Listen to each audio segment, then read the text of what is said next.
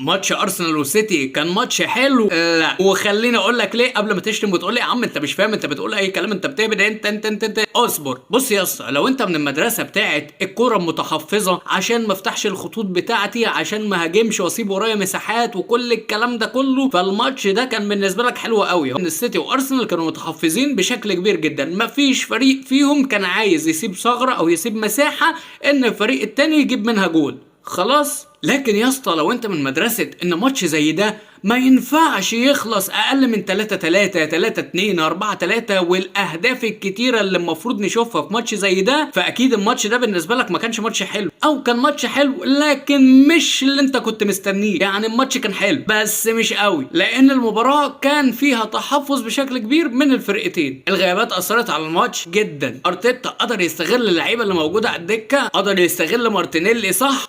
هتقول لي يا عم الجول اللي جابه مارتينيلي ده